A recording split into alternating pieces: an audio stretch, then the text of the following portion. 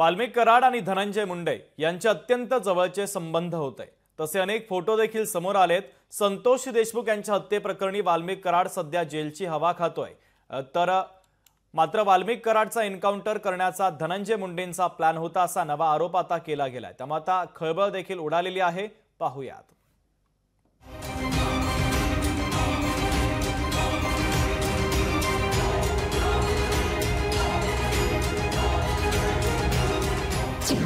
वाल्मिक कराडला मारण्याचा होता प्लॅन, धनंजय मुंडेंनीच केला होता प्रयत्न।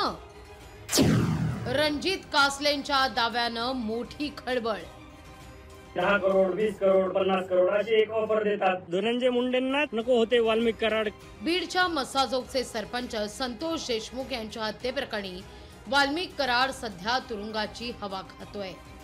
वाल्मिक कराड आणि धनंजय मुंडे यांच्यातील जवळीकेचे अनेक फोटोही समोर आले आहेत। महत्त्वाचं म्हणजे याच वाल्मिक कराडवरून धनंजय मुंडे यांना मंत्रिपदावर पाणी सोडावं लागलं। आता बीडचे निलंबित पोलीस अधिकारी रणजित कासले यांनी नवा दावा करत खळबळ उडवून दिली आहे। वाल्मिक कराड धनंजय मुंडेची अंडी पिल्ली बाहेर काढणार होता, त्यामुळे धनंजय मुंडेंनी वाल्मिकच्या एन्काउंटरचे प्रयत्न केल्याचा दावा कासले यांना केलाय। पहा काय म्हणालेत कासले। ज्याप्रमाणे मला ऑफर दिली होती एन्काउंटरची वाल्मिक कराडच्या, त्यावर मी नकार दिला। मला एवढं पाप होणार नाही आणि ते लाईफ टाइमचं एक लमसम अमाऊंटची ऑफर देतात, म्हणजे 10 करोड 20 करोड 50 करोड अशी एक ऑफर देतात। तुम्ही बोलाल तेवढी ऑफर असते त्या एन्काउंटरला। एन्काउंटर कुणी करण्याचा प्रयत्न केला आणि कुणी केला स्पष्ट सांगतो। आज असाही गुन्हा दाखल झालाय, ते धनंजय मुंडेंनाच नको होते वाल्मिक कराड, कारण त्यांची काही अंडी पिल्ली ते बाहेर काढणार होते आणि त्यांचा संबंध आला असता 302 मध्ये आणि आज ते आरोपी झाले असते। महत्त्वाचं म्हणजे रणजित कासले यांनी हा व्हिडिओ शेअर करताना मला पकडून दाखवा असं आव्हानच पोलिसांना दिलंय। महाराष्ट्र पोलिसांना ओपन चॅलेंज देतो की त्यांनी मला पकडून दाखवावं। मित्रांनो, मी सायबरमध्ये काम केलेलं आहे आणि 20 वर्ष पोलीस डिपार्टमेंटमध्ये काम केलेलं आहे। तर किती टीम पाठवू द्या, 3 नाही 4 नाही 10 टीम पाठवू द्या, मी भेटणार नाही। रणजित कासले यांच्या दाव्यानंतर गृहराज्यमंत्री योगेश कदम आणि सामाजिक कार्यकर्त्या तृप्ती देसाई यांनी वेगळा सूर आळवलाय।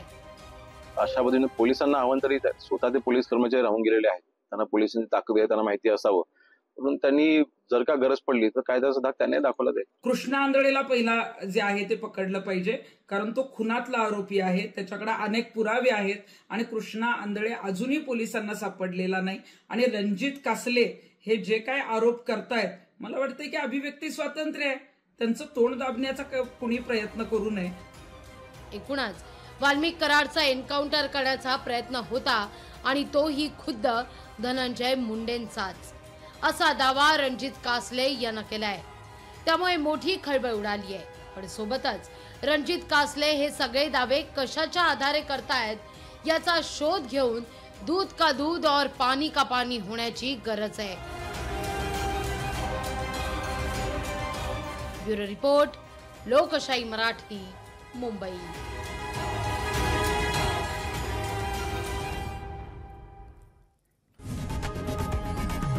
लोकशाही मराठी ऐका, पहा, जागरूक रहा।